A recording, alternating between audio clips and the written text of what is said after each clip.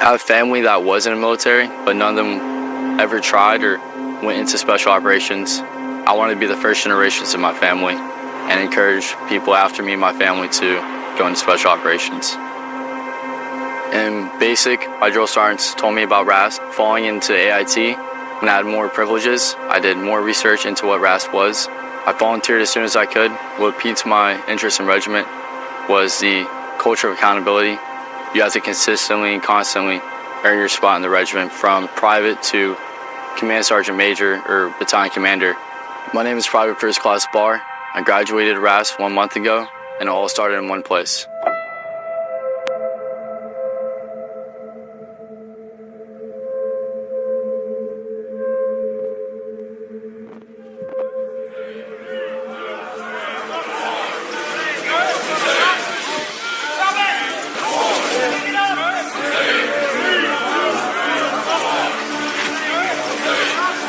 When I came through career RASP, a lot of it was standing on the rocks and ensuring that candidates were administratively ready to go to R1.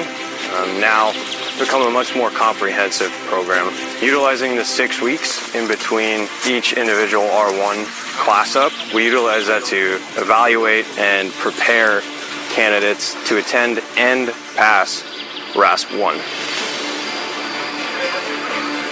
During that time, we will conduct more team events where candidates have to work in an environment that is deliberately designed to challenge them, both individually and as a team. We also prepare the candidates intellectually. These will include land navigation classes, rucksack packing classes. All of the things we do here are to prepare candidates for what is about to be RASP 1 Phase 1.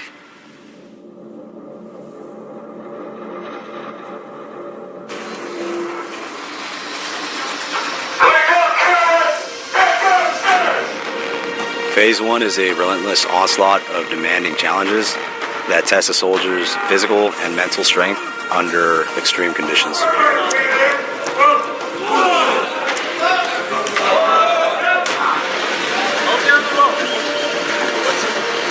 Hurry up!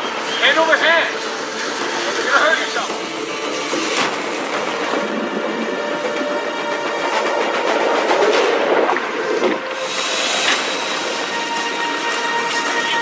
During RASP, we introduced them to SOCP, the Special Operations Combatives Program. We know that every candidate has not been engaged in hand-to-hand combat, and SOCP provides them with the tools necessary to be successful in a CQB environment.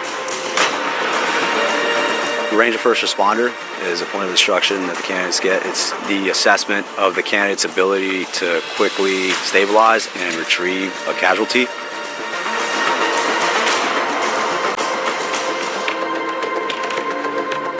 It is the last point of instruction leading up to the culminating event, which is their most challenging week within the course.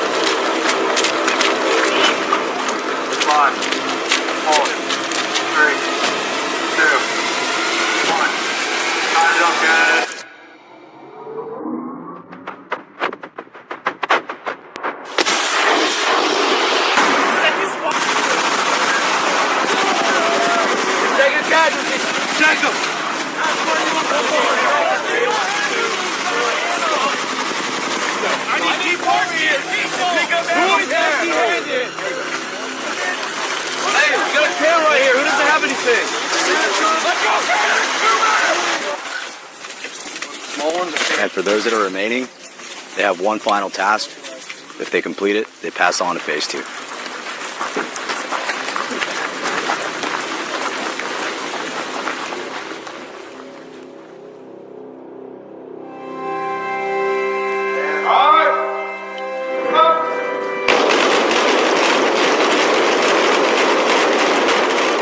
Phase 2 is the second phase of RASP 1, where after we've tested their physical assessment in Phase 1, we now start to introduce them to different skills and really start to test their mental capabilities. The first thing that they're introduced to in Phase 2 is a marksmanship program. For a lot of these candidates, it's the first time they've ever held a pistol, so we really hone in on the pistol skills, as well as touch on basic rifle marksmanship, and even more advanced techniques that they're going to need to know to become a ranger.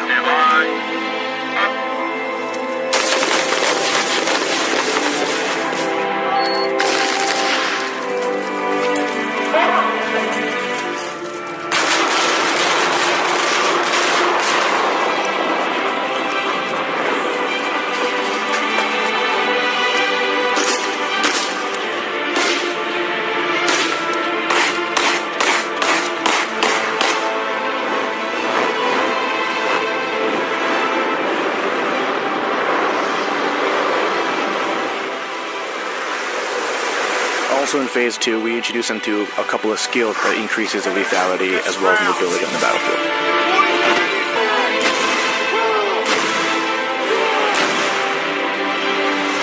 And lastly, before graduation, we bring them into the shoot house. The shoot house is a culminating event between Phase 1 and Phase 2, specifically in the combatives program. But not only are we testing the combatives capabilities, we also want to see the room clearing capabilities, the weapons manipulations, and to see if they have the aggression that it takes to become a ranger.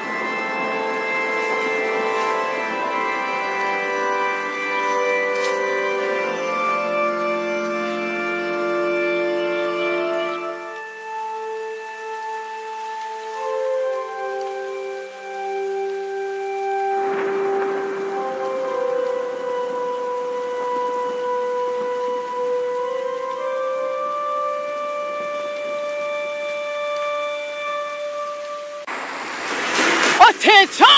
Your mission is to subscribe and beat feet to the next video. Why haven't you done it yet?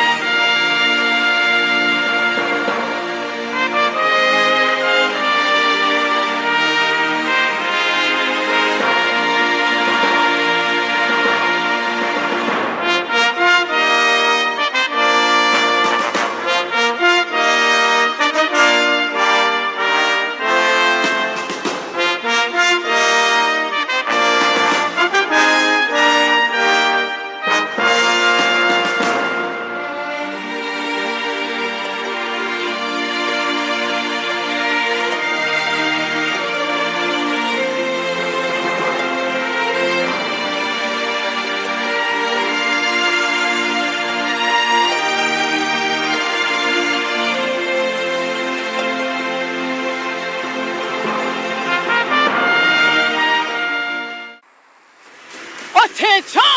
Your mission is to subscribe and beat feet to the next video. Why haven't you done it yet? Hello, I'm Sergeant Sherry. I'm with A Company 187. Right here, we're celebrating the D Series, which is a series of competitions that we'll be doing here at Fort Drum. It dates back and celebrates what our brave men did at 10th Mountain back at Camp Hale, Colorado, back in late March of 1944. Right now, they did it with a 90-pound rucksack. We have approximately, I'd say about 65, maybe 70 pounds of that, but we're going to get loaded up with ammo later on. So we'll reach that 90 pounds for sure later today. So let's first start off with our skis. We got 2 sets of skis that we'll end up using for cross-country training purposes. There'll be a biathlon event later on where we'll ski up to each target and then shoot it with our M4s. That also comes equipped with 2 of our ski poles as well. Now here at Fort Drum, we only have about 2 feet of snow on the ground right now. Back when they did it originally in 1944, there was about 8 feet of snow and temperatures reached to negative 30 degrees. Thank God it's a little bit warmer than that today. So in addition to our skis, we got a nice warm trigger finger mittens and also our snowshoes. So we'll use these to pack down the snow and traverse all the terrain that we need to get through throughout the course of this D series. Can't go anywhere without your water source, so we have our Camelback on top. And now we get into the nitty-gritty of it all. So in our sustainment pouches, we got our poncho, wet wipes because you never know when you're going to need them, spare gloves, one of our MREs, an extra neck gaiter because as we all know in the Army, 1 is none, 2 is 1. We got our level 6 Equix over here. This is a, we call it our wet weather tops, but what this does is it acts as a really nice tight seal around the rest of our clothes. So not only is it waterproof, but it keeps in all the extra body heat that we need when it starts to drop even colder. They say tonight's going to get around 4 degrees. We'll see how cold that really is. Out of this sustainment pouch, we got a tarp, some fat wood, and dryer lint when we have to start a fire. We're all good to go with that. And of course, our specialized winter MREs. So these are all dehydrated meals. So these winter MREs are all dehydrated meals. So we'll have to add boiling water to these in order to not only heat them up so it heats up our internal core temperature, but also it allows us to pack more calories in and pack more meals once they're dehydrated, and then once the water is added to it, they expand in volume and also caloric intake. So we have 2 of these. This is scrambled eggs. We'll see how Army eggs compare to real eggs. I don't know. So right now you kind of see this, I'm rocking this Christmas Story Ralphie kind of a costume that's kind of stuck in our hands, but we do this though in order to do a fast fit to take our gloves off, drop them so we can either use our hands manually or manipulate different gloves or our weapon systems without having to lose where our gloves go. And it's just 550 cord that strings around the back of our top around to the other side. So we can drop these off and then just get in with it. We got extra winter goggles over here. And these are helpful when you're going through any kind of snow or when the winds start to pick up. We got the dark lenses here. That helps with snow blindness, and that's actually a huge injury that can happen in these nasty terrains. The sun gets so bright, it bounces and reflects off that white snow to the point where you just can't see anything. And eventually it will burn your eyes, and it can lead to permanent damage. But we also have our regular, typical APEL iPro, because it's the Army and you always need that with you. Again, no, Ziploc bags are not part of the packing list, but they keep things from getting snow inside, and they insulate just a little bit more. So we've got extra gloves, a spare pair of extra socks that's not inside the actual ruck, it's in another sustainment pouch, because just in case anything happens, you always want your feet to be nice and warm. We got another balaclava and a beanie. So a balaclava kind of looks like just a regular old face mask that goes all around your face. Extra beanie again because 2 is 1 and 1 equals none. That's what we got for in here. Okay, we're going to dive now into the deeper parts. You'll notice that we have 2 different bags around this. We have one contractor bag versus our regular Army issued wet weather bag. So we do this just because it's an extra layer of insulation. Sometimes the insulation and the water repellents on these wet weather bags don't always work. Contractor bags are normally a fail-safe. We learned this in Ranger School, but it creates just a better seal and makes sure that your gear is good to go. Because the worst thing that can happen is you get snow inside and everything starts to melt and then you end up with wetness. So some creature comfort items. We got a balaclava, not a balaclava, just a little shamag, just scarf, just to wrap around for late at night, keeping that extra body heat. And of course, where would we be without extra boots? Again, extra insulating gloves to keep your hands warm.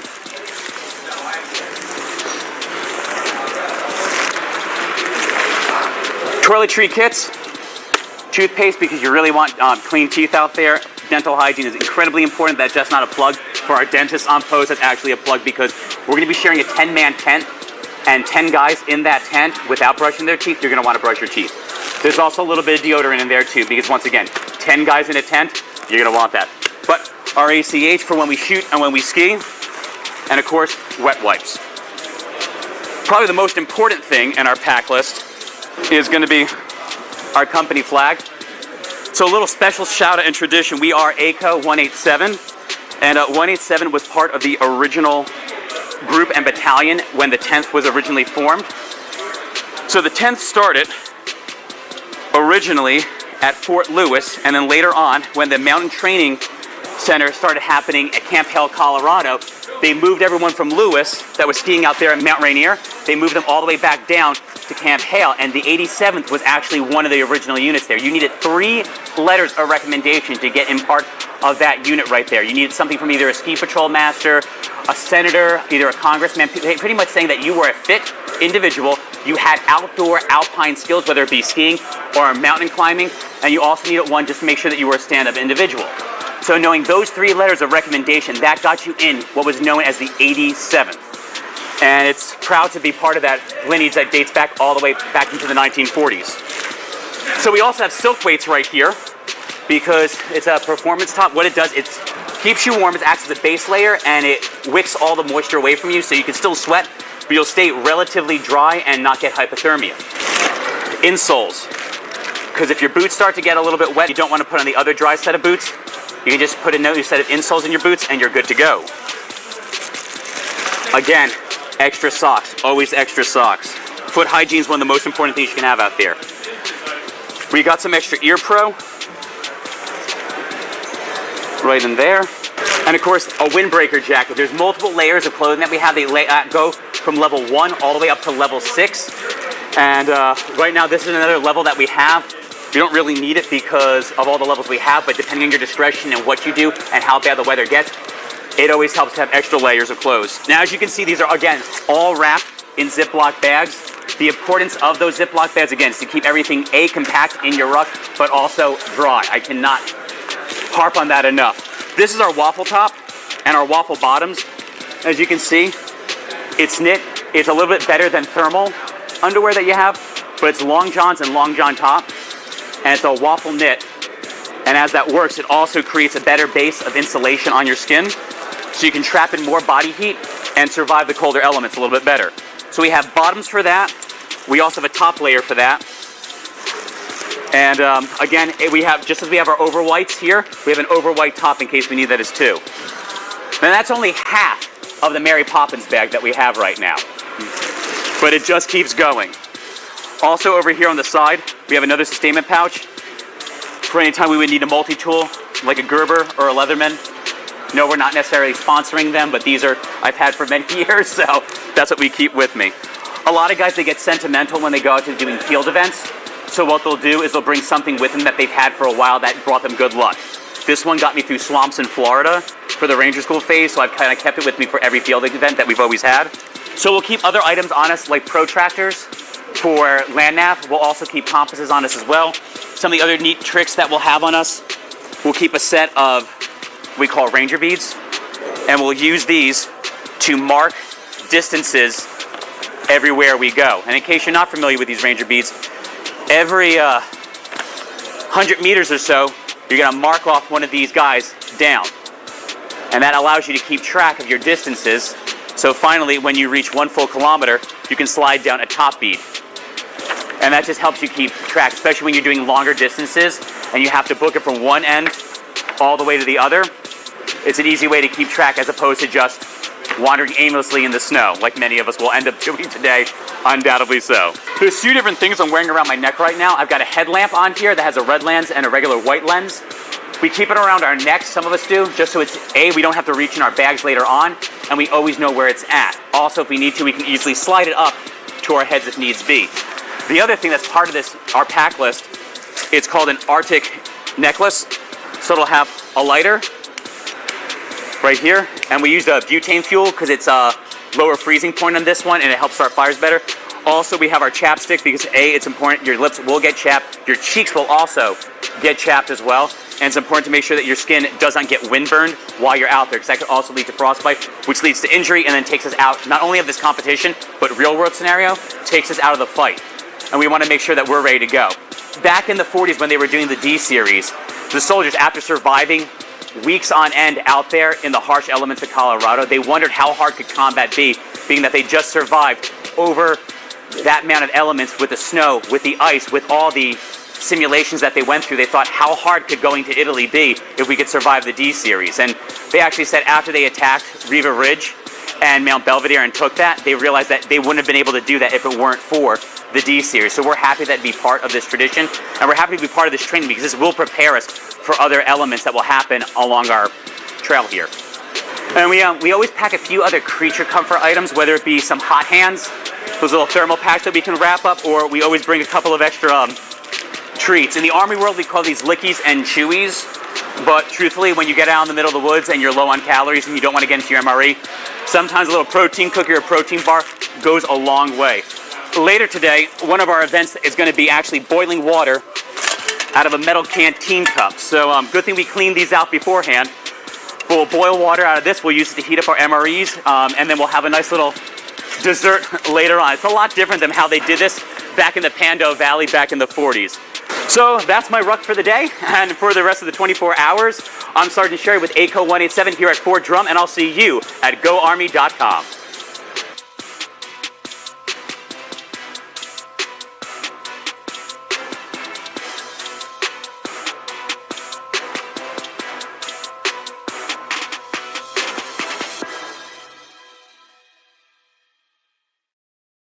Hi, we're with the Danielle Institute for Veterans and Military Families. We got our start in 2006 with the launching of the Entrepreneurship Bootcamp for Veterans program. We have 5 pillars of operation, being career training, higher education, community service, entrepreneurship, and research. Being that we operate out of Syracuse University, we get all the benefits of being attached to an R1 institute.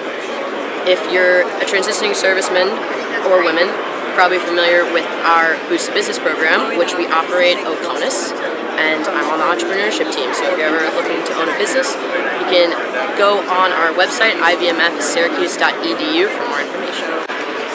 Hi, we are the Tutor.com for U.S. Military Families program. We are a DoD-funded program, and we provide no-cost tutoring, homework help, test prep, and lots more to all military families. That's anyone serving in any capacity, active duty, guard, reserve, and also DoD civilians and all dependents. So our service is available kindergarten all the way through college.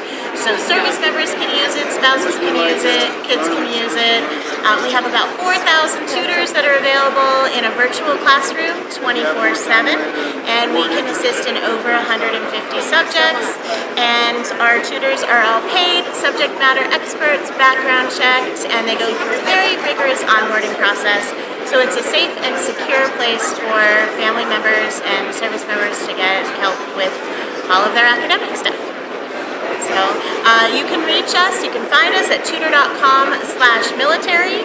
That's where you can create an account. And you can also, if you have any questions, feel free to email us at militaryteam@tutor.com. At the Travis Mills Foundation, we support our post-9/11 recalibrated veterans and their families through various programs where we really focus on any of their mental and physical needs, and through that they get much needed rest and relaxation and reconnection with their families. You can find us and more information about us at the travismillsfoundation.org. And if you or anyone you know that wants to be a part of our family program or our PATH program, you can apply right there on our website. This has been the Gary Sinise Foundation booth at AUSA. Our foundation is dedicated to serving the military, veterans, first responders, their families, families of the fallen, and those in need.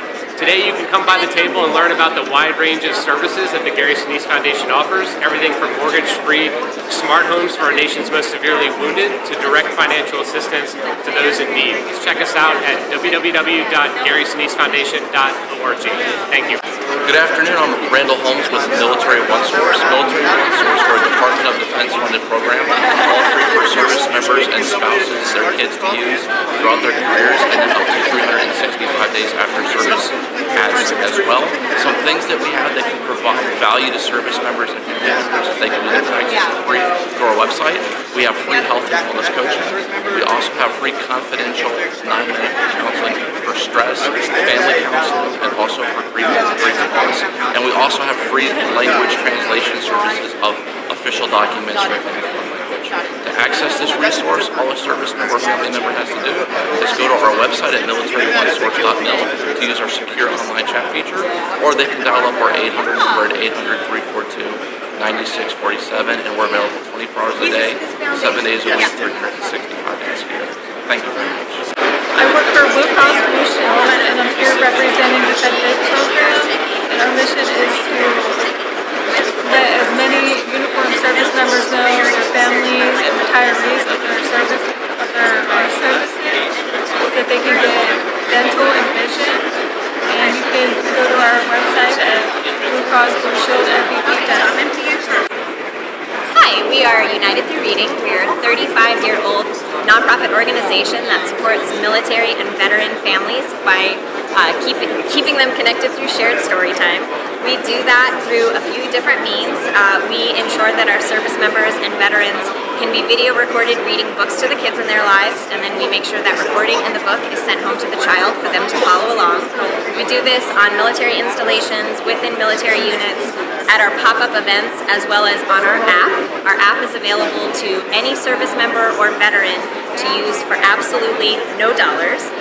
And for every recording they make on the app, they can receive a book sent to the child so the child can follow along. So it's a great way to build up their story time, their library, and stay connected.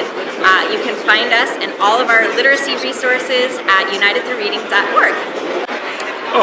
Good morning. Richard Hayes. I'm the president of Vet Jobs, and also on the board of Military Spouse Jobs. We exist to create an ecosystem to help military members, past and present, find productive careers. We offer many services. We're worldwide. We've been around for 20 years. In July, we hit our 100,000th placement of veterans and family members in productive employment. And how we work is really quite simple. Come visit us at vetjobs.org or militaryspoussejobs.org. You register. Within 40 hours, we'll contact you. And we'll ask you 3 simple questions to get started. What do you want to do? Where do you want to do it? Who do you want to do it for? And we'll work with you to help you think through that. And we'll upskill you, retrain you, reskill you, rebrand you, and then we'll go about finding you the career and the job you want, where you want. So that's what we've been doing for 20 years, and look forward to having you come see our website and come leverage the great services. And best of all, we do not charge anybody for our services, not the employers, nor the candidates, spouses, military members. How do we do that? Through the great foundations and corporations that find our mission compelling and love the effectiveness of what we do. I'm Becky Porter from the Military Child Education Coalition, MSEC. MSEC's an organization that has been around for 26 years, helping military-connected students transition from one school to another as they move around the world. One of the programs that we have at MSEC is our Military Student Consultant. That's a call line that anybody can access from anywhere in the world when they have an educated-related issue that they need assistance with. We can connect you to a school liaison officer, to a school that your child is going to go to, or just help a parent figure out how to help their child. If you want to get in touch with the Military Student Consultant or with anyone at MSEC, our website is militarychild.org. Good morning. I am Donna Green with the American Red Cross. And our mission is to prevent and alleviate human suffering in the face of emergencies by mobilizing the power of volunteers and the generosity of donors. One of the resources that we have for our military, active duty, veterans, and families resources in partnership with aid societies in helping service members come home from an emergency due to an illness or death of a family member. We also provide resources in the form of giving agencies that can help veterans with financial assistance for bills and housing issues. You can reach us through redcross.org, and everything that is provided is on that base page. We are Telemind, a military community health resource for the entire military community, spouses, veterans, active duty, etc. We utilize both TRICARE and VA benefits, along outside insurance companies as well. Please contact me with any questions or comments at Meredith Seiler at MESIELLER@telemind.com. Thanks so much. So Armed Services YMCA is an organization that supports junior enlisted military members and families from each of the branches of the Armed Services, including the Coast Guard.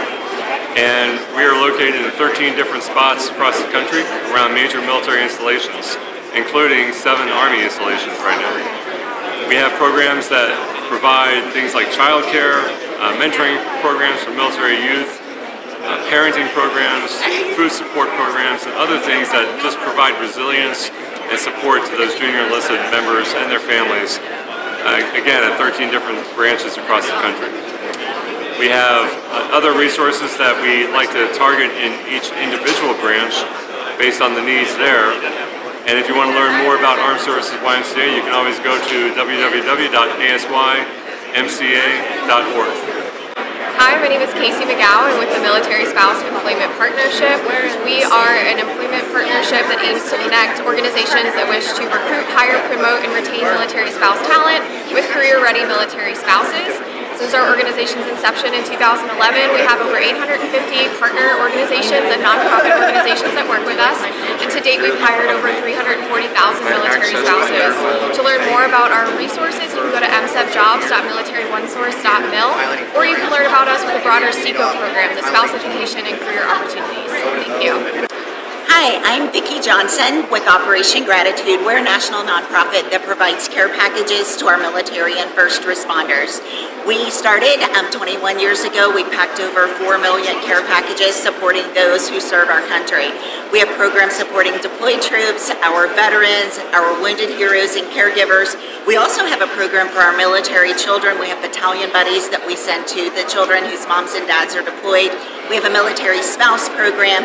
We do all of that through bringing volunteers together across the country who help us write letters to go in the care packages, make the paracord bracelets, and actually assemble and distribute those care packages. To learn more, go to OperationGratitude.com. We are a Strategy Assistance Program for Survivors, also known as TAPS. So we comfort and help all military families who lost a loved one regardless of their avenue of death. We provide all kinds of resources, whether it's casework, helping you navigate the VA, whether it's financial assistance that you may need. We're also a peer-to-peer network, so we help people from peer-to-peer aspects. We provide all kinds of resources and assistance that you may need whenever possible, whether it's helping you through the grieving process, whether it's sending you to seminars all across the United States. And you can find us at taps.org, or you can call our 1-800 number. Hello, I'm Mike Schlitz. I'm an ambassador for the Robert Irvine Foundation. We're here at AUSA supporting our community. Robert Irvine is a chef who served in the Royal Navy, got his American citizenship, and understands the service and commitment to giving back. And he does that by community engagement, serving heroes meals through breaking bread, bringing unit members back together with Reuniting the Brave, and our new initiative, Facing the Fight with Suicide Prevention. We also provide mobility devices. If you'd like to learn more about the Robert Irvine Foundation, please visit us at therobertirvinefoundation.org to learn more about what we're doing to support our veterans, first responders, their families, and our families of the fallen. Hi there, I'm with Hiring Our Heroes. Our mission is to connect the military community with employers and meaningful employment opportunities, as well as diversifying the workforce. You can find us at hiringourheroes.org or on most socials at Hiring Our Heroes. Good morning, I'm Tom Landemeyer, President and CEO of Home for Our Troops. We're a national nonprofit in Taunton, Massachusetts, but we Our reach is all across the country. Our mission is to build specially adapted custom homes across the country and then donate them to the most severely injured post-9/11 veterans to enable them to rebuild their lives. We began in 2004 and just recently donated our 400th home down in Texas, and we built in 45 states. To find out whether or not we're building in your area or to how you can help homes for our troops and our mission, please look us up on our website at hfotusa.org. Hello everyone, my name is Devin McTavish on behalf of the USO. Thank you for watching this and listening to this. This is Carla Garcia, part of our Global Council Relations team. And we here at the USO, our mission is to enhance the well-being of service members and their families. And we do that through a number of different programs where we actually go out and support them where they are. So wherever service members go, that's where we go, including 250 locations worldwide. Now when it comes to families, we obviously need to make sure that they are taken care of while their spouses are serving abroad. And we do that through a number of different programs, including one of my favorite, a reading program. Yes, and the USO Canine program is brand new, and that supports our service members around the globe with therapy dogs and working with our community partners.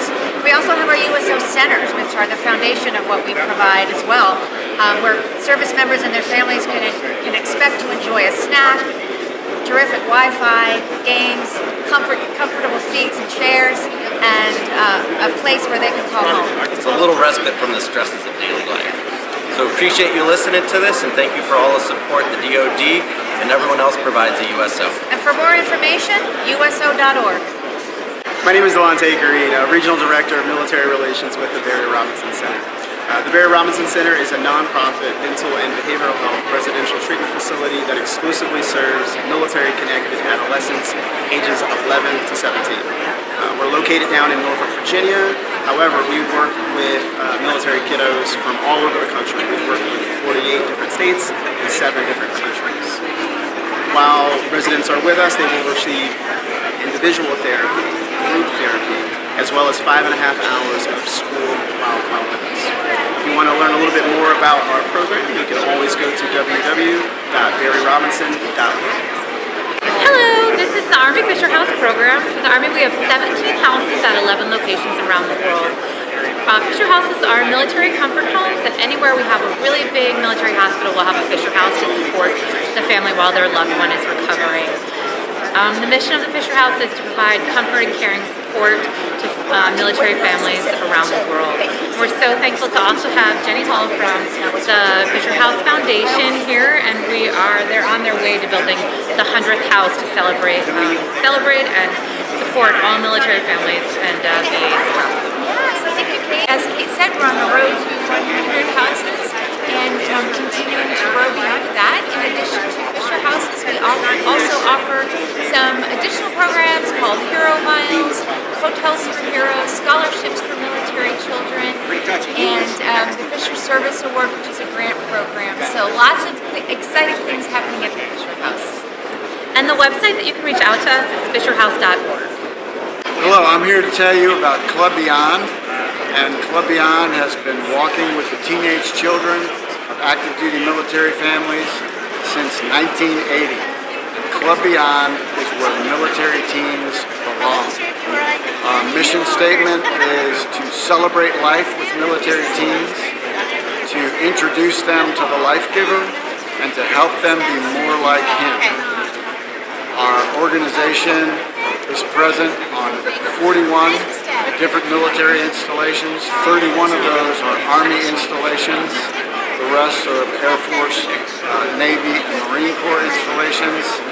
And the resources we provide are weekly activities for military teams, summer camps, and at Joint Base Lewis McChord and Fort Cavazos, we offer military family camps each summer where military families can go to a week of summer camp at a very reduced price.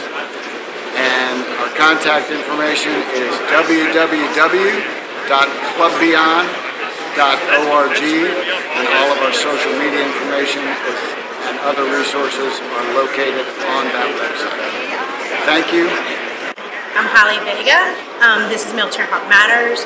We help the hearts that serve, and our mission is to educate, give resources, and to support our heart community. Any of our families that are veterans, active duty, and their children.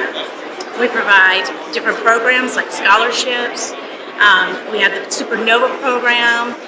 That program allows us to be able to give back in the sense of a stroller, a medical stroller, or a medical materials that are not provided through TRICARE or our DoD system.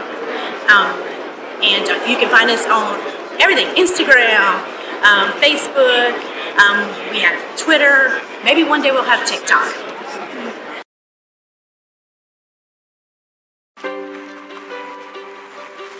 Soldiers, thanks for watching. If you like this video, continue to watch us and click subscribe. Here at the Future Soldier Prep course, it has been great having a second chance in the Army. Joining the Army, I mean, it's been my dream since I've been a little kid. Actually witnessing it, is like one of the best things you can ever ask for. Welcome to the Future Soldier Prep course. This is the Academic Skills program. Let's take a look around. So initially when we pick up the trainees downstairs, when we get them on Friday, we do kind of the structured and discipline pickup. Saturday morning we do a Dante's pre-assessment, which kind of lets them know their areas of weaknesses. It also builds them kind of a curriculum to study for the 3 weeks they're here. Then they'll do a pre-test 1 the next Saturday, and then the final pre-test. But we have a pretty good baseline of where we kind of guess they'll score. So this is one of our first classrooms here, and then you can kind of see how the instructors, they take different approaches, but we cover the same material. So we have civilian instructors that teach. When I came in the Army, those Cat 4s, the people that didn't pass, they never got the opportunity for this. So I think one of the things that people don't realize, especially across the Army, because of just the fact that these kids' scores don't necessarily dictate their ability to learn, I think providing them structure, safety, and then your basic human needs, right? Food, shelter, security.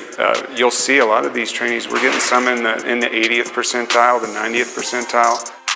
So these trainees are basically on their study day, so they go through and kind of touch up on the things that they want before test day tomorrow. So it's individual and group study, it just depends on what they want to do. Some have their tablets, their workbooks, whatever they want to use to kind of just work on those few final details before they go in there. When somebody needs help, the class really, they come together, work on the board. If it's on the board, we need to write it on our paper. So like when we're in class, we work together. When we're in the bays, we work together. And when we don't understand something and we know somebody else that understands it, we go ask them and stuff like that. I just felt like it was a good opportunity for me to get my distractions out the way and just focus on the test. Tomorrow when I pass this ASVAB, I'm gonna feel real excited. It's gonna be a lot of relief. It's gonna be a lot of everything that I work for, everything that I really put in for it. I'm gonna take that into basic training. I'm gonna keep going with it. So I'll tell you a secret from what I've learned, and I'll tell a lot of you guys this tomorrow. The people that go in there that smoke this thing in an hour and 20 minutes and come back out traditionally do not pass. Okay? The ones that take their time, you have plenty of time to pass the test, right? But you need to take your time and be sure what you're going to answer. If we pass, we pick our jobs. Yes. How likely am I to get an leave or don't have It depends on your line scores and what's available. I've seen both. Both of them I've seen happen here. So it is totally likely. It just depends on your line scores and availability. So what will happen, you guys will test tomorrow. We're going to march back. You'll eat lunch. I will give you guys your test results, and then we immediately walk over to start renegotiation.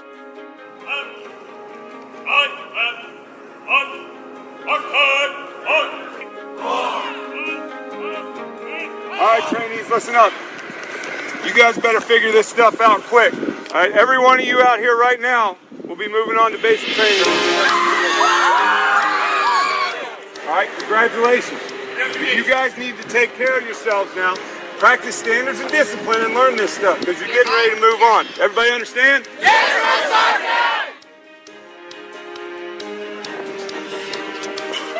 And we just found out that we passed the ASVAB. I'm feeling good, I'm feeling excited. I'm ready to move on. Life is all about steps. You have to crawl before you can walk. I had a couple tears of joy, but it was exciting. It was like, I feel like I could do anything at the moment. Like so much joy, so much excitement was going through my body.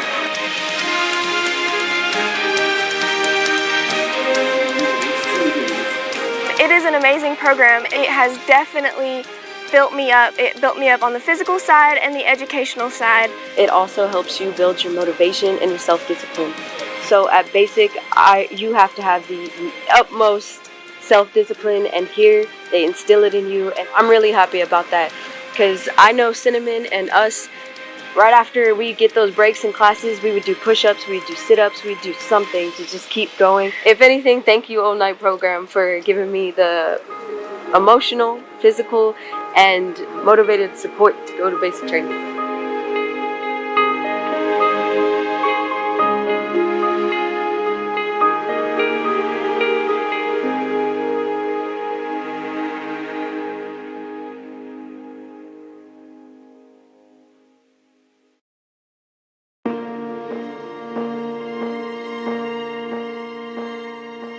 Welcome to the one and the only United States Army Drill Sergeant Academy. Throughout the next 9 weeks, your drill sergeant leaders will coach, teach, train, and mentor you on every aspect to become a drill sergeant in the United States Army by teaching the core tenets of basic combat training consisting of physical readiness training, drill ceremonies, rifle marksmanship, and warrior tasks and battle drills. Upon your successful completion of these tasks, you will then, only then, hold the honor of turning civilians into soldiers while being known as the United States Army Drill Sergeant. You'll be awarded the campaign hat or the drill sergeant hat, special qualification identifier of X-ray that of a drill sergeant, and the drill sergeant identification badge. The drill sergeant hat is temporary, but the drill sergeant identification badge remains with you forever after your successful tour and tenure successfully on the trail as the United States Army Drill Sergeant. You, operating as a member of a team, is the best way to conquer this academically challenging, mentally demanding, physically demanding, yet rewarding course. Drill Sergeants, you should be prepared for the United States Army Drill Sergeant Academy. Why? Because you're all non-commissioned officers, the backbone of the Army. Drill Sergeants, your strength will be tested both mentally and physically through your drill sergeant leaders. They're the top 0.01% of those non-commissioned officers that have been paneled by a board of nominative command sergeants majors across all centers of excellence who then select them to serve as drill sergeant leaders. Drill sergeants, you will treat my drill sergeant leaders with the highest degree of dignity and respect, for they have earned their place as drill sergeant leaders and will expect nothing less than that of a non-commissioned officer. With that, drill sergeants, I can promise, which is a combination of promise and guarantee, that they will do the same for you. The torch burning brightly in the center above all else symbolizes liberty, drill sergeants. Only you determine how bright that torch will remain throughout your next 9 weeks to your devotion to duty and commitment to excellence. Last but not least, drill sergeants, there are 3 words, 3 distinct words inscribed on the scroll at the bottom of the drill sergeant identification badge that drill sergeants past and present and you will hold near and dear at the end of this rewarding course. This will defend.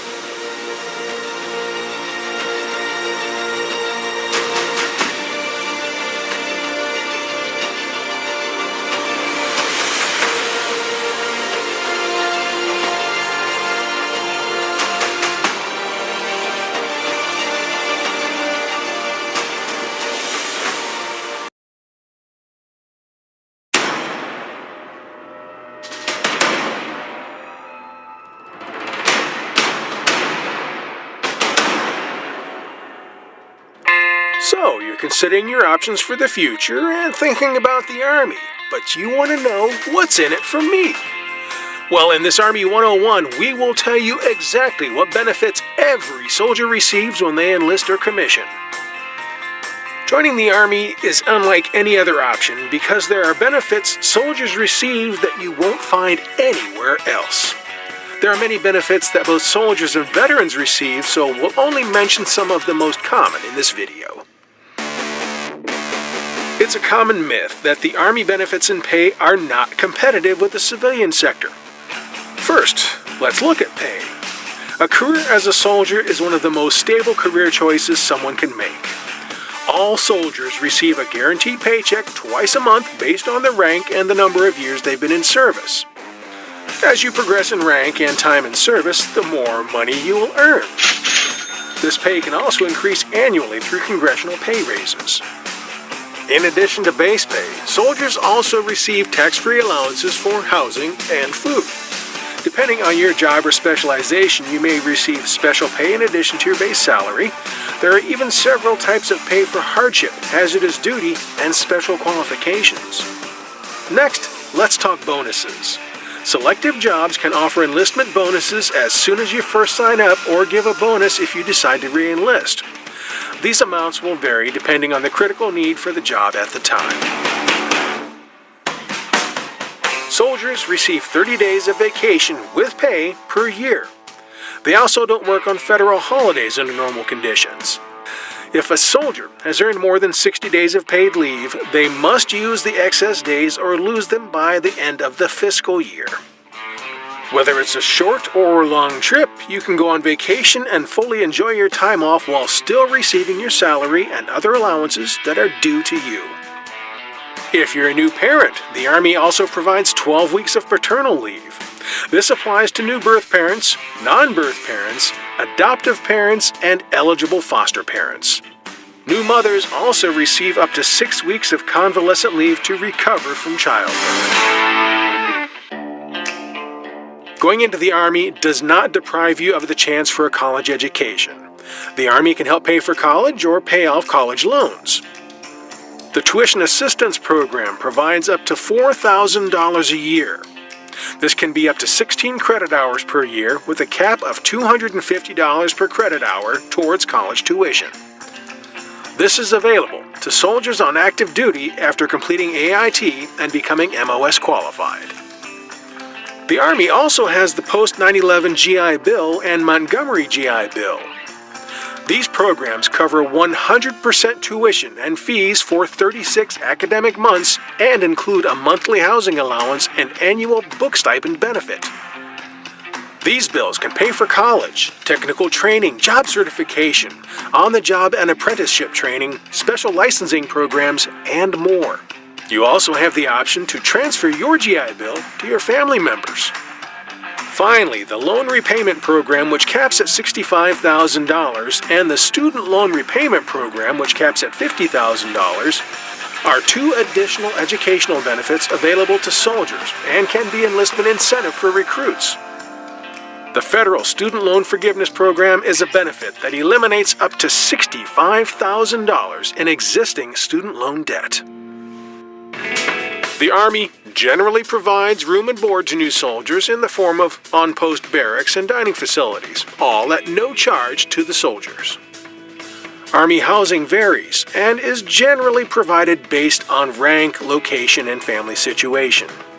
Soldiers and their families live in well-designed and modern on-base housing communities that emulate what civilian communities offer, including schools, church facilities, gyms, libraries, banks, commissaries, theaters, restaurants, shopping, and many other community services.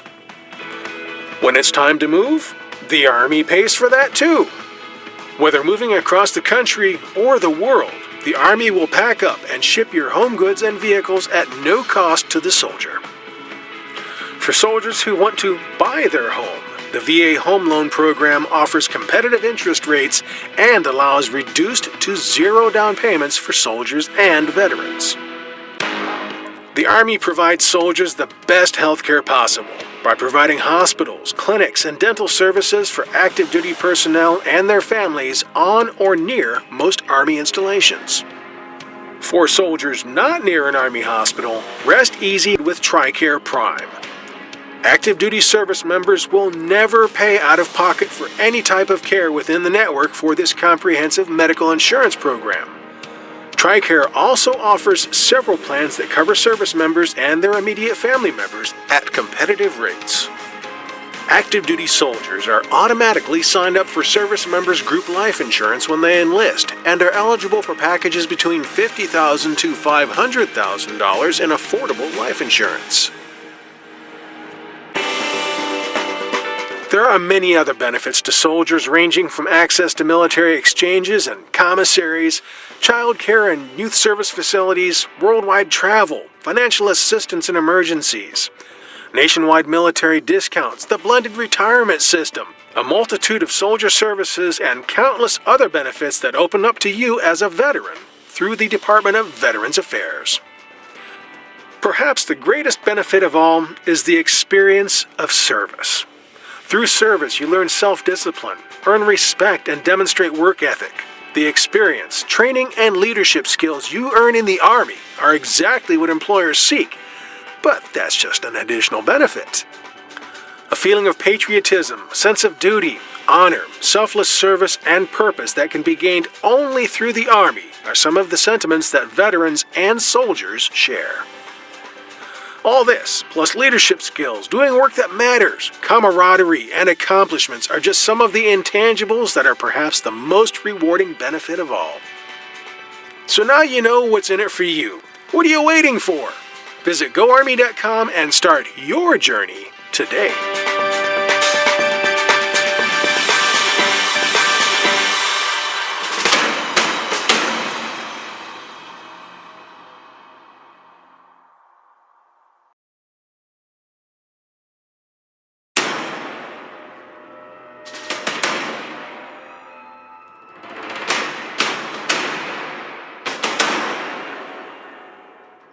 Have you ever wondered what it's like having a career in medicine or the medical field? Maybe you're already in the medical field and are curious how to get more out of your medical career. Well then, you've come to the right place. The U.S. Army Medical Department is among the largest comprehensive healthcare systems in the country. It serves soldiers, their families, military retirees, and their community. Army medical experts, to include physicians, nurses, researchers, and technicians, often use and pioneer the most sophisticated medical technologies and latest treatment modalities. The Army Medical Command is composed of 8 corps: Army Medical Corps, Medical Service Corps, Medical Specialist Corps, Veterinary Corps, Army Nurse Corps, and Army Dental Corps, Enlisted Corps, and the Civilian Corps. Each medical corps has specific functions to build a total integral Army medicine team to provide the expertise both near and far to maintain the U.S. Army's high standards in combat-ready care. The Army Medical Corps contains over 40 specialties, from internal medicine and neurosurgery to pathology, anesthesiology, and psychiatry. Army Medical Corps physicians practice in 3 main areas: operational medicine, clinical medicine, and research medicine. The Medical Service Corps is the most diverse branch of the U.S. Army. This corps is home to medical administrative, scientific, and provider specialties, from direct patient care to management of the U.S. Army's health service system. Disciplines include behavioral sciences, health services, laboratory sciences, optometry, pharmacy, podiatry, and preventative medicine. Next, we have the Medical Specialist Corps, where there are 4 distinct specialties to provide complete care through the day-to-day wellness, recovery, and increased quality care, and include physical therapists, occupational therapists, clinical dietitians, and physician assistants. The Veterinary Corps conducts and oversees all Department of Defense veterinary service activities. Army Veterinary Corps officers are responsible for preventing contagious and zoonotic diseases, providing care to military working dogs, caring for ceremonial horses, treating family pets, and even supporting human-animal support programs at military hospitals. The Army Nurse Corps represents more than 11,000 soldiers dedicated to providing high-tech, quality health care for military personnel, their families, and military retirees all over the world.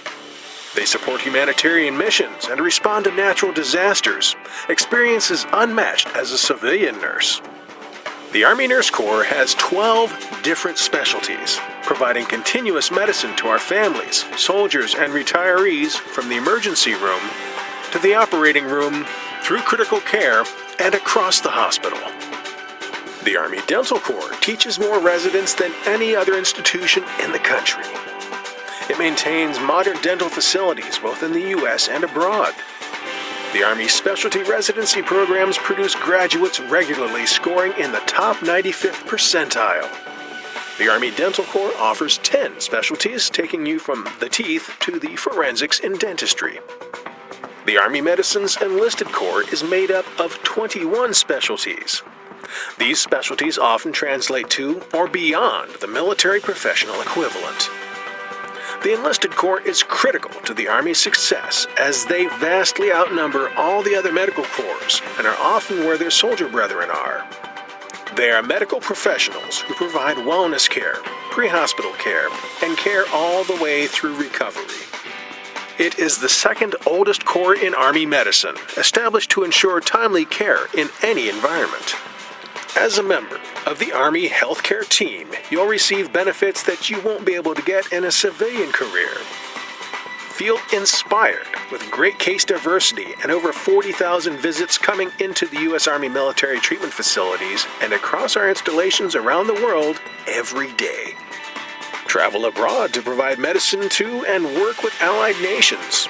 See and study diseases, injuries, and illnesses that are not usually encountered in the civilian sector. Practice medicine as a team, for a team, with fewer limitations by treating patients not on their ability to pay, but by the treatment you see necessary. The U.S. Army Medical Department is one of the few places in the world where comprehensive patient care is the top priority. This comprehensive patient care is achieved through investing in the medical professionals at every level across the force. For example, the Army will fund medical school for those aspiring to serve through the U.S. Army's Health Professions Scholarship Program. You can graduate from medical school debt-free, earn $2,400 monthly allowance or more, and receive a $20,000 sign-on bonus. These benefits are offered in exchange for your commitment to serve as an Army Medicine team member. This is a team integrated across the U.S. Army, where you'll foster health and strength through caring for the well-being of America's Army at home and abroad. So whether you're looking to become a paramedic, nurse, doctor, or other medical profession, or you already are well into your journey, the U.S. Army Medical Command has something for you. Enjoy the deep satisfaction of performing an important service for your country. Make not only a profound difference on the lives of soldiers in the Army, but in the lives of their families, friends, and the general public.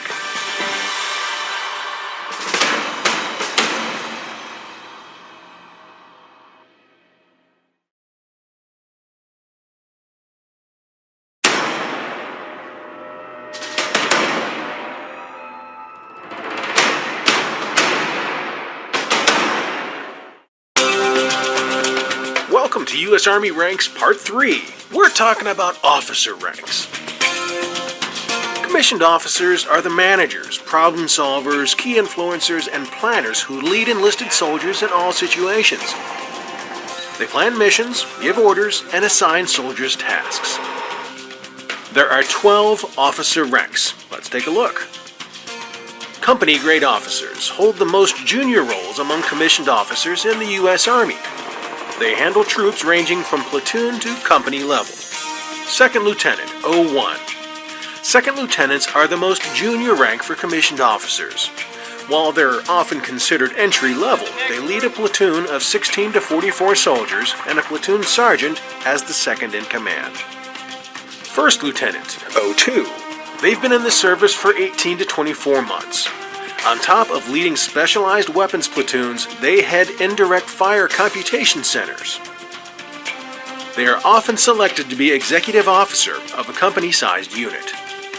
Captain, 03. They serve as unit commanders for a company composed of 3 to 5 platoons or 60 to 200 soldiers. They work with principal NCOs leading skills instruction at Army combat training centers. Captains are also often chosen as staff officers of a battalion.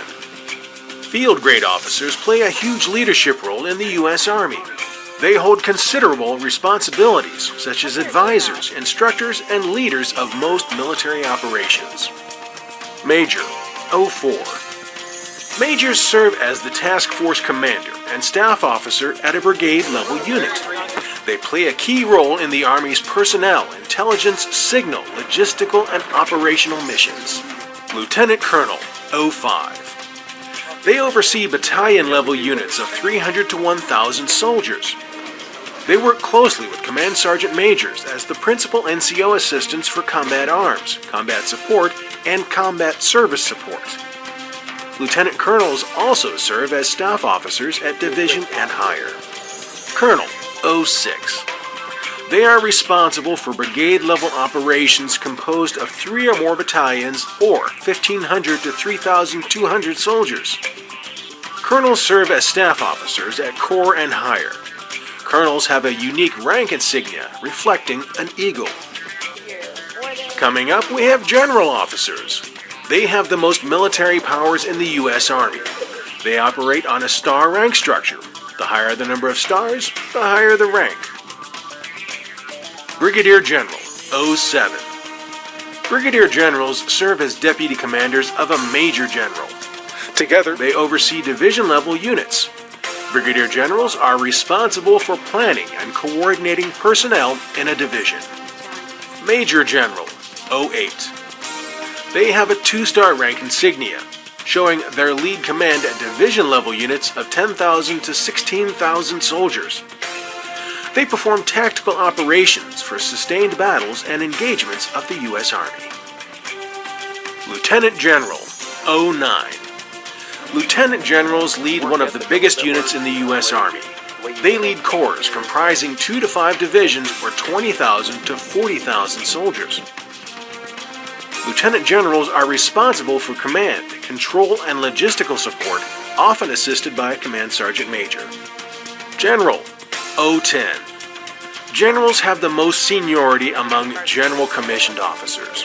With over 30 years in service, they command Field Army, Army Group, and Army Region composed of up to 1 million personnel. Then we have the General of the Army, which is reserved only during wartime. They serve as the commanding officer to create, implement, and order strategies for other lower-ranked soldiers.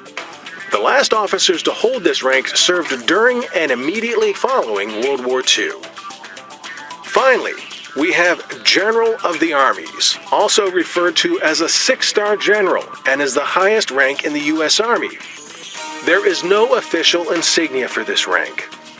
The rank has been conferred only 3 times. John J. Pershing was the first person to be given the rank in 1919.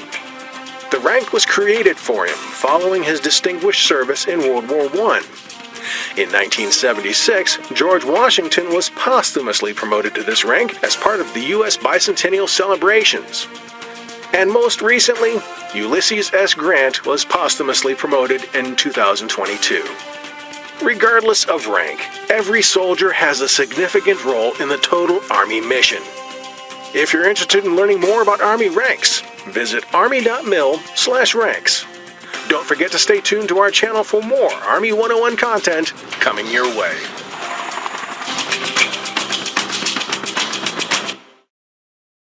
That's it. That's the end of the video. But don't worry, there's more just like it. Do yourself a favor, hit that subscribe button below to watch more U.S. Army content. And when you're done with that, drop and give me 20.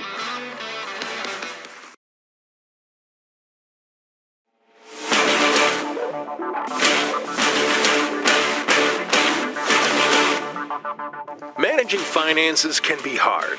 Did you know the Army has several resources available for soldiers and family members who want to be more financially stable? Today, we'd like to share everything you need to know about financial readiness resources available to soldiers and family members. Financial literacy is important and can directly impact mission readiness. If soldiers can take care of their financial means, they can take care of their families and allow them to focus on their mission and work performance. And we want to enable soldiers to succeed at life. Service members are required to take financial readiness program training at key milestones in their careers that will enable them to make informed decisions on what to do with their finances. But there are many more tools available. Army Community Service also offers free, confidential counseling services, education, and emergency assistance with credentialed financial counselors, and can assist you with money management training. Want to plan and invest for the future? Then the Thrift Savings Plan may be for you. It's a retirement savings and investment plan for federal employees and members of the uniformed services. The government will even match some of your contributions if you're under the blended retirement system. For more information, visit www.tsp.gov. Army Emergency Relief can also provide financial assistance through zero-interest loans, grants, and scholarships. Visit financialfrontline.org to learn important financial management skills through interactive tools, videos, and resources. Resources for leaders are also available in the Economic Security Toolkit on financialfrontline.org, where leaders can learn how to support the financial needs of your soldiers to support mission readiness. Learn about spending plans, reducing debt, the blended retirement system, and so much more. There are 4 ways you can get connected to these resources. 1. Go to financialfrontline.org and click through the self-help products and resources. 2. Call Military OneSource at 1-800-342-9647 for more information or immediate assistance with financial matters. 3. Visit your local Army Community Service Center and see a financial counselor. And 4. If you're not near an installation, know this. All active duty, National Guard, and Reserve service members, their family members, and survivors are eligible to receive no-cost financial counseling services. You are welcome to work with any PFC, regardless of the service branch affiliation listed. Use the PFC locator at https://finred.usalearning.gov/PFC-map to find the nearest location. Training's available online, face-to-face on your installation, or group training with a credentialed financial counselor. One of the Army's initiatives is amplifying its financial readiness resources. This initiative aims to provide soldiers and their families with comprehensive support. The Army provides all these tools and resources so soldiers and their families can better assess and understand their financial well-being.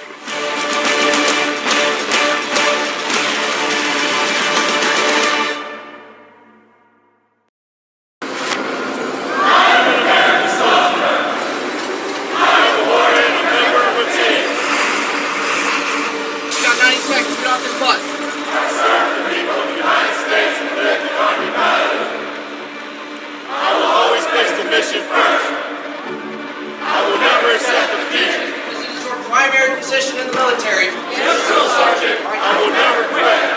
In a single file. I will never leave a fallen comrade. There's no prouder tradition than serving in the United States Army. And basic combat training is your first step to becoming a respected member in the profession of arms. Soldier training is demanding, both physically and mentally. But in the end, you'll feel a sense of accomplishment that you'll carry for the rest of your life. During this 10-week training process, you'll learn important Army values, traditions, and skills, such as teamwork, discipline, proper military dress, land navigation, rappelling, and weapons handling. The Army has 4 basic combat training locations, including Fort Moore, Georgia, Fort Jackson, South Carolina, Fort Leonard Wood, Missouri, and Fort Sill, Oklahoma. Your training location is determined by your specific Army job, which you'll learn in the Advanced Individual Training phase. And those trainees on track to become officers will go on to Officer Candidate School at Fort Moore after completing their basic training. For all trainees, most nights are spent in the barracks, and every recruit is assigned a bunk and a locker. The only times you don't stay in the barracks is during an overnight field exercise. 3 hot meals are provided each day during basic training at the On-Post Dining Facility, or DFAC. The DFAC offers a variety of nutritious food, which will help keep you energized during your tough physical training. Phone calls are limited during basic training and are at the discretion of the drill sergeant. Packages with treats and snacks are discouraged. However, letters between family and trainees are highly encouraged. After you arrive at your designated training location, you'll spend your first several days in reception hut if you're male, and you'll be issued your Army uniform and other personal items.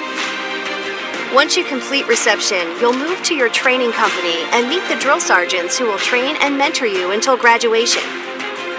Your first week in the training company is called Yellow Phase. During this phase, you are introduced to military customs and courtesies, discipline, the Army ethic, values, Army history, physical readiness training, and performance optimization. As a drill sergeant, I'm here to coach, teach, and mentor.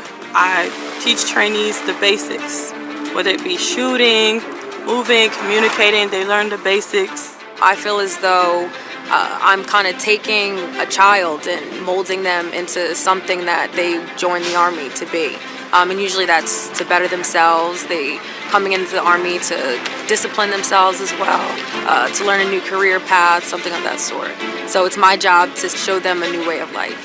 After recruits complete yellow phase, they enter their next phase of training, called red phase, which lasts about 3 weeks. Here, you'll learn the fundamentals and traditions of being a professional soldier, including the warrior ethos and the soldier's creed. This phase includes daily physical training and other physical tasks, such as the confidence course, team development course, rappel tower, and MBC chamber. This is where you start your fitness transformation. The Army Combat Fitness Test is administered so you will see how you do on your first PT test. This will consist of a deadlift, standing power throw, push-ups, a sprint drag carry, the plank, and a 2-mile run. And you'll learn basic soldier tasks like how to pack and load your rucksack and clean your issued weapon. The hardest part of red phase for me was definitely adjusting living with about 40 people in a bay, ranging from ages 18 to almost 40, and different cultures and backgrounds and ethnicities. Learning to work together as a team, it can definitely be one of the biggest challenges in red phase. After red phase, you'll enter white phase. This phase lasts about 2 weeks and increases the level of fitness training and your soldiering skills, including how to set a perimeter, hand-to-hand combat drills, basic rifle marksmanship, first aid, and land navigation. It's through training such as this that you start to come together as a team and practice the leadership, resiliency, and teamwork skills you're learning. At the same time, you're gaining a new confidence. You don't have to be the strongest or the fastest. You just have to be mentally ready, and you have to push yourself through and be your own support. Every day you're going to have to give it everything you got. This isn't an easy thing to do. It's a choice to leave your job, leave your family. But ultimately, I think just paving the way for the future is important, and showing your family that you can do whatever you set your mind to if you're really willing to put in the work. It's all mental, and you have to constantly tell yourself like you will get through it and you will complete basic training, because that's what's going to keep you at the end of the day. The last phase, blue phase, is about 3 weeks long and completes your transformation from civilian to soldier. During this phase, you'll learn advanced marksmanship, the proper way to throw grenades, and maneuvering techniques. You're trained to engage targets and learn how to operate and move as a small team. The end of blue phase culminates in a nighttime infiltration exercise.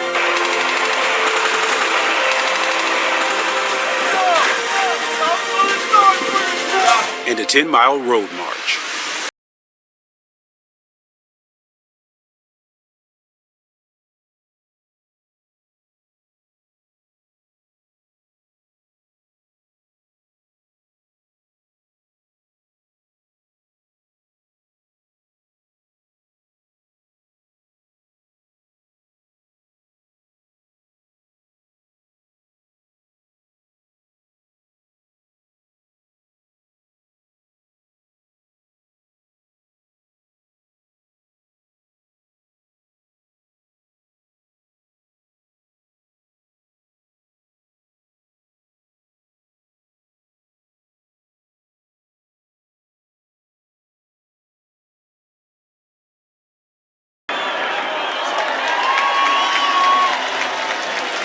Where you'll take your final PT test for graduation.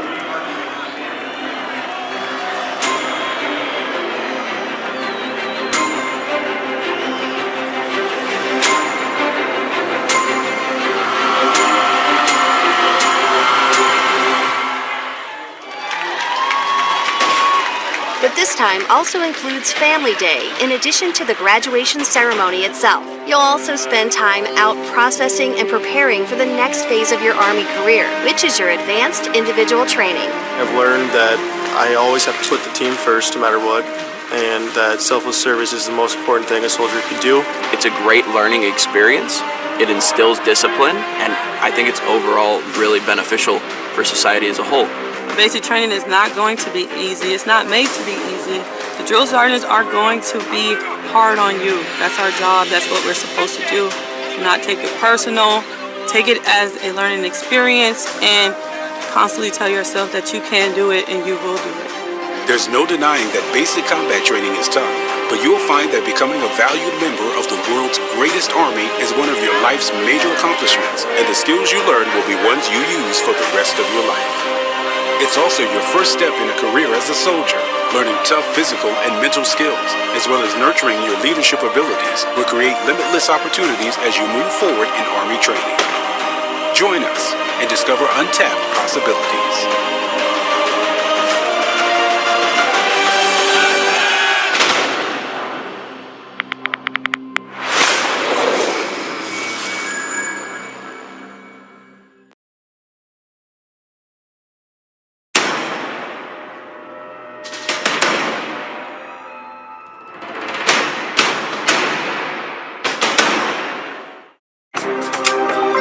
Welcome to U.S. Army Ranks Part 2. Who are adaptive technical experts, combat leaders, trainers, and advisors? If you guessed warrant officers, then you're right. Warrant officers can and do command detachments, units, activities, vessels, aircraft, and armored vehicles, as well as lead, coach, train, and counsel subordinates. However, the warrant officer's primary task is to serve as a technical expert, providing valuable skills, guidance, and expertise to commanders and organizations in their particular field. There are 5 ranks for warrant officers. Let's take a look. Warrant Officer 1, WO1, is the base-level rank technical expert in their field and is appointed by warrant from the Secretary of the Army. They primarily support their teams through battalion-level operations. Chief Warrant Officer 2, CW2, is an intermediate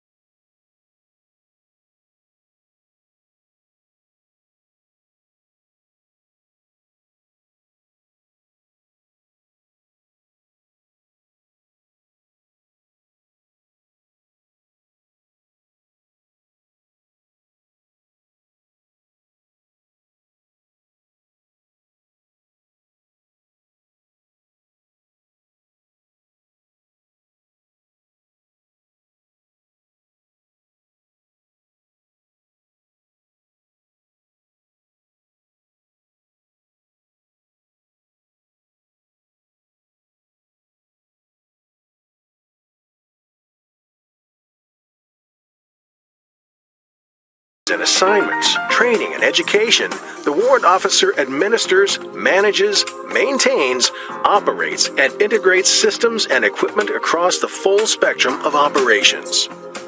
If you're interested in learning more about Army ranks, visit army.mil/ranks. Don't forget to stay tuned for Part 3 on officer ranks.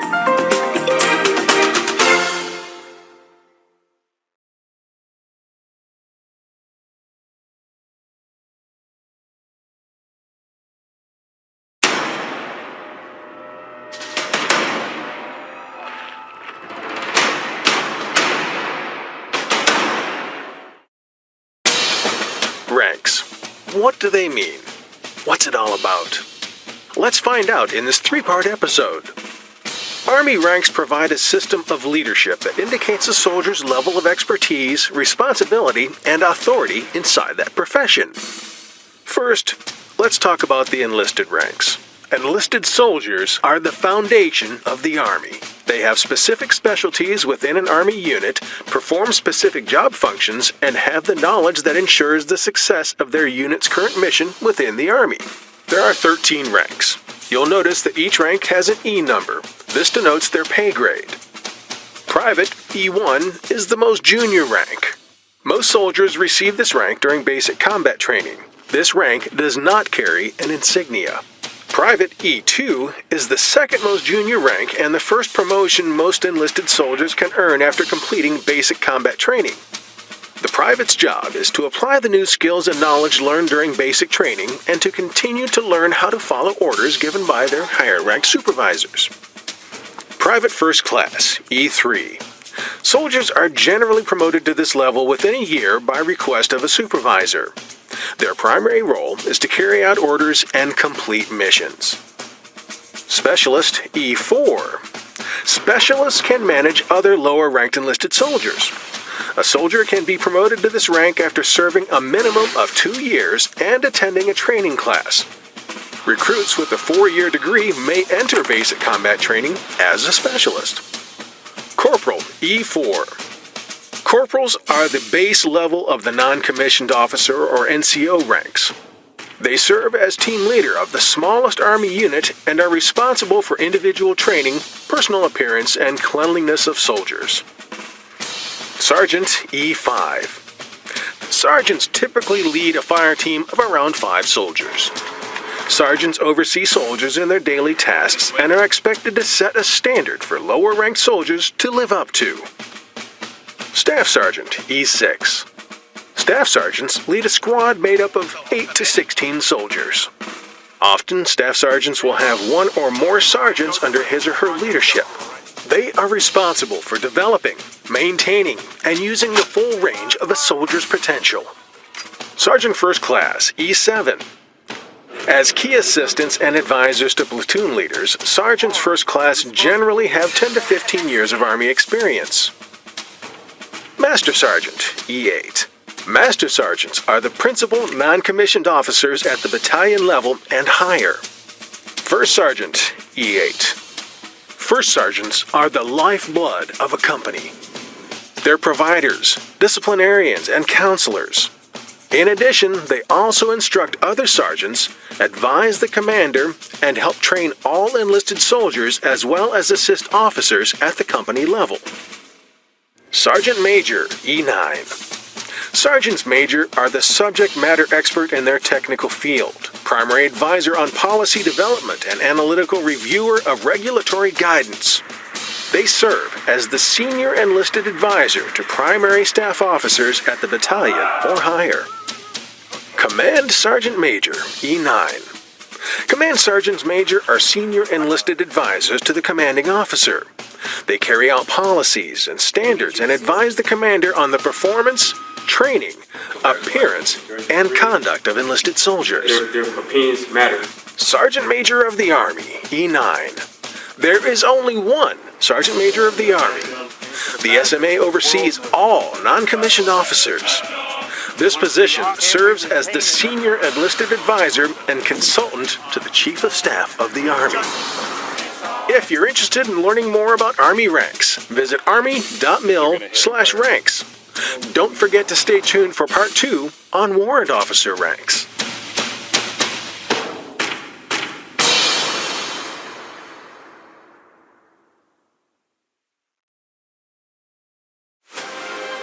It has been 1 year since the Army established the Future Soldier Preparatory Course, helping prospective soldiers overcome physical and academic barriers to service and meet or exceed the Army's enlistment standards.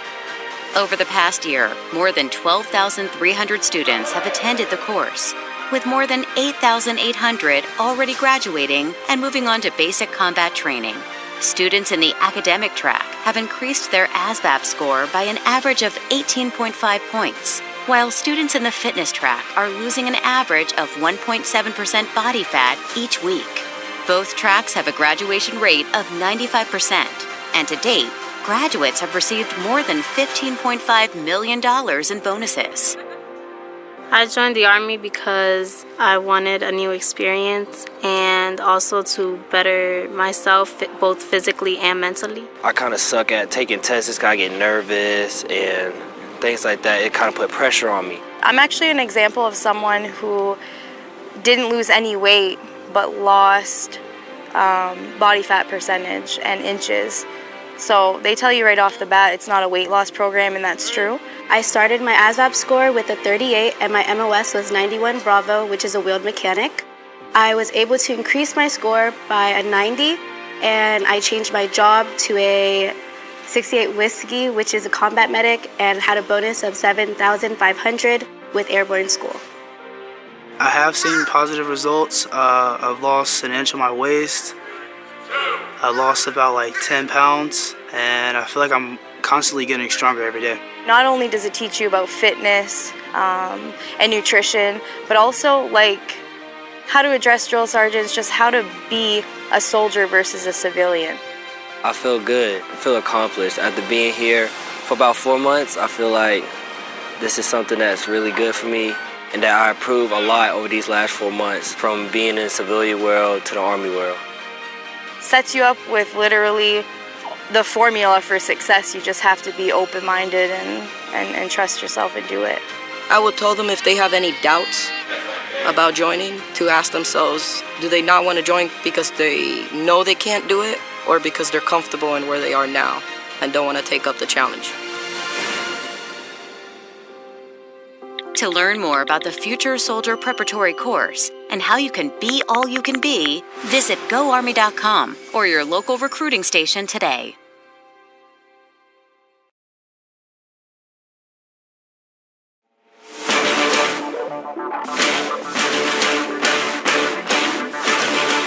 The Army has published a new tape test policy based on findings and recommendations from its recent comprehensive body composition study.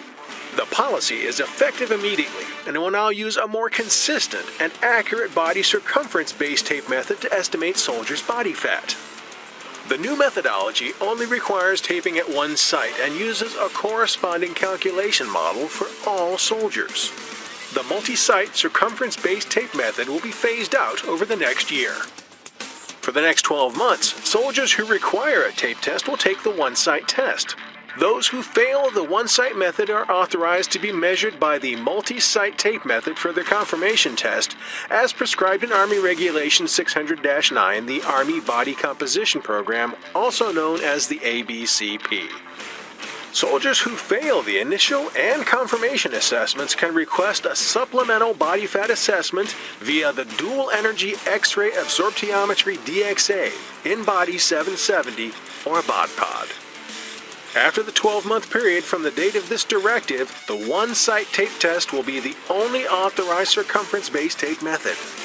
The new policy is intended to increase the readiness of the force by giving soldiers a more accurate assessment of their health and fitness and increasing their knowledge of available health resources to measure body composition.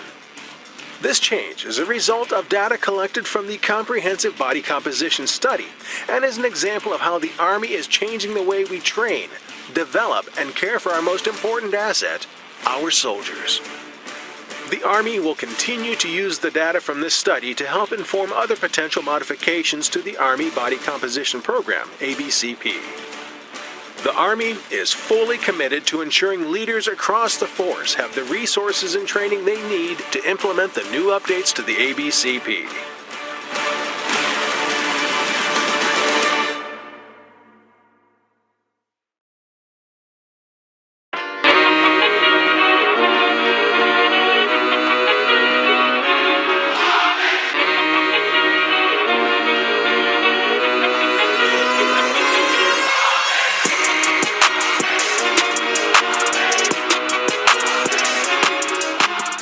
Airborne is designed to deliver a large amount of soldiers to a point in the ground behind the enemy lines in order to seize airfields and other key points of terrain in order for the tactical mission to be executed. Most soldiers come to airborne school and they will have a fear of heights. I myself have a fear of heights. However, through repetition, through the equipment that we use and the familiarization of the equipment, you become accustomed to it, as well as have a trust in your equipment that allows you to safely exit the aircraft when we come here. So it's important to enforce the standards, discipline, because this is a high risk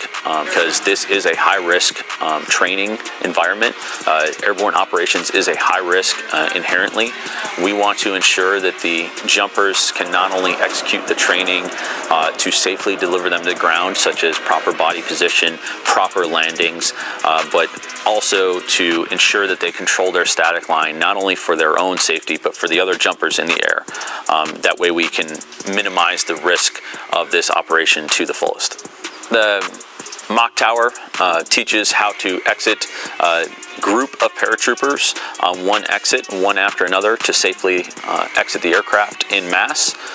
We bring in the 250-foot tower that allows the jumper to get a sensation and orientation to 200 feet above the ground, which is where they will pull a slip to slow themselves during descent. And then we reinforce techniques learned in Ground Week with parachute landing falls and making impact with the ground. It then is concluded with Jump Week. Jump Week is the execution of 5 jumps from an aircraft, either a C-130 or a C-17. Once they are complete with their 5 jumps, they will go on and graduate to their airborne unit. I started off as airborne in the beginning of my career, and I'm now back here toward the end of my career. And to be able to pass on, it makes me very proud to contribute to the heritage that we have here.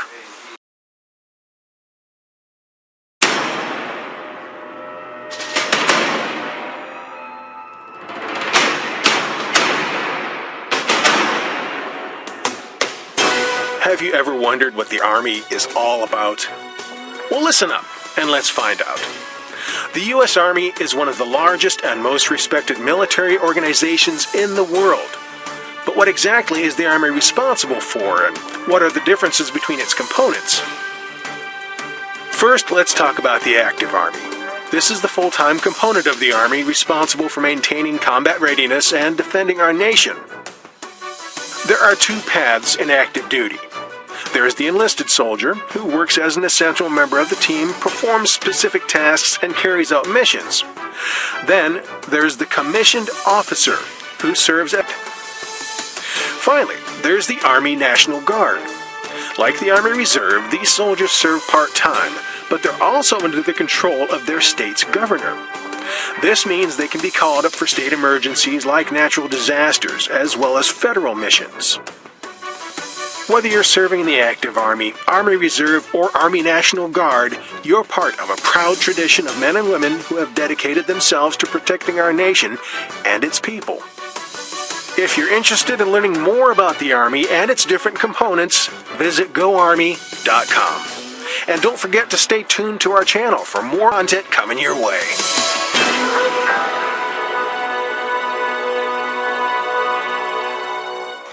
But don't worry, there's more just like it. And when you're done with that, drop and give me 20. Came out the trench and they worked together, but knowing that you come into our team, meaning you bring something to the table, I bring something to the table, and we go to the first 100 pretty much event that we go to together.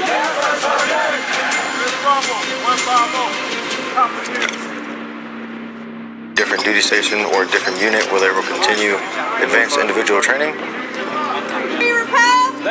However, here we are a special MOS where we have them from the day they begin their Army career until the end of their advanced individual training, which consists of 22.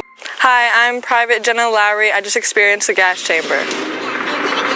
We learned the command of the gas 3 times. And then we hold our breath and close our eyes for 9 seconds and seal our gas mask on. It just tests your limits. You don't think you can do it, but then once you set your accomplishment. You get into OSIP, your drill sergeants go from drill sergeants to mentors. They start teaching you a lot more. They teach you how to become an infantry soldier. They teach you everything that you need to know before you get to the line. So when you get to the line, you're squared away, and your team leaders and your squad leaders, they see that, okay, we have a great product on our hands, and this is going to war. We have a great product. And when they do pass through the gates at Honor Hill, they'll be greeted by a bonfire, get them into that mindset that this is it. They finally passed all required tasks and they're becoming infantrymen.